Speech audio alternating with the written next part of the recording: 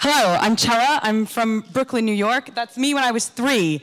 I never used to listen as a kid. I stole my parents' baking tray to make that shield for my Captain America costume, and I insisted I looked exactly like Captain America. I was born in Brooklyn, and I was naughty as a little kid. I used to mess around all the time, but it was kind of easy in Brooklyn. Brooklyn's a lot like Sheffield.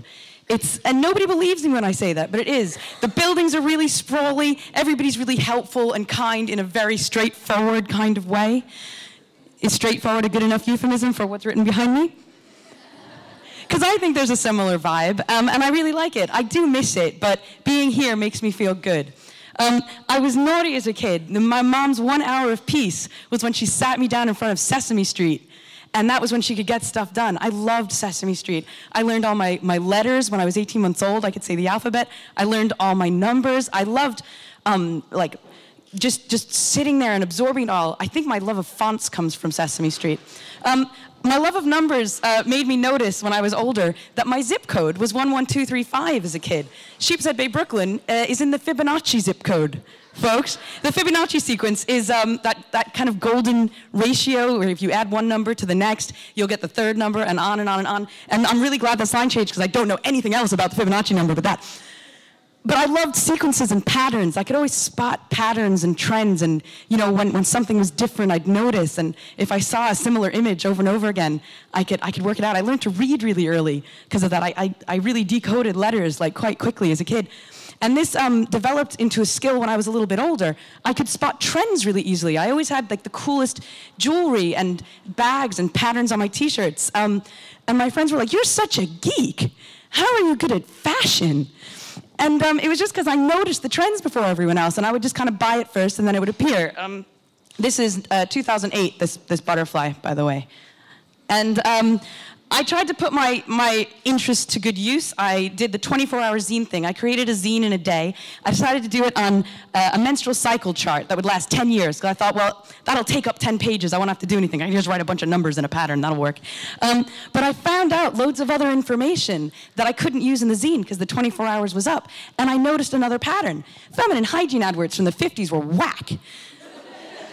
This is a box wrapped in brown craft paper so that you don't know what's in it, so you can hide that you've got your period from the world.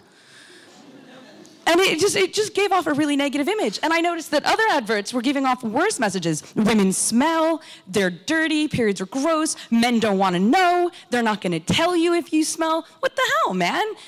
But then I noticed something even worse. Modern ads had the same messages.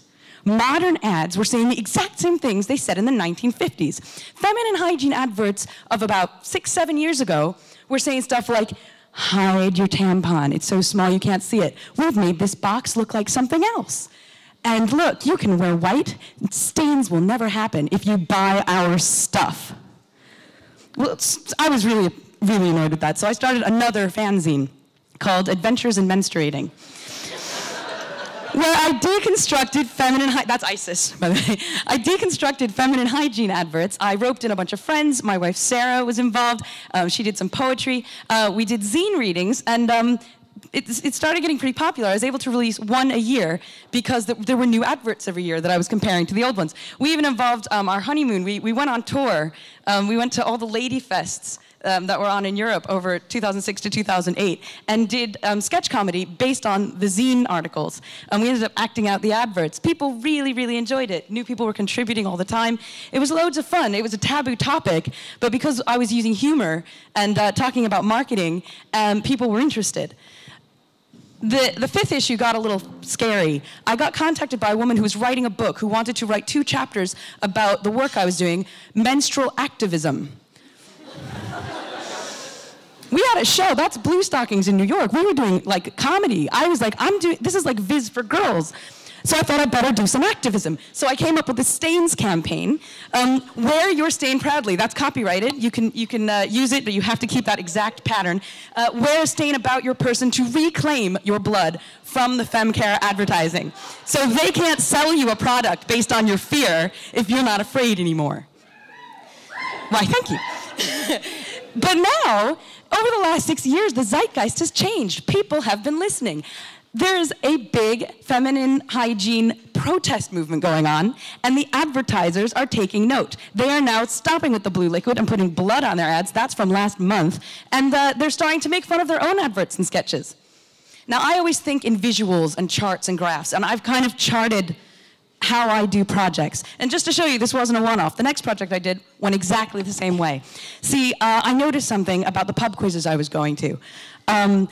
I noticed that the Perfect Pub Quiz team would possibly make up a Venn diagram of people who knew each subject really, really well, but then communicated around the table. And I roped in a bunch of friends again, and I got my drinking buddy Jow to help me test this theory out in a bunch of pubs.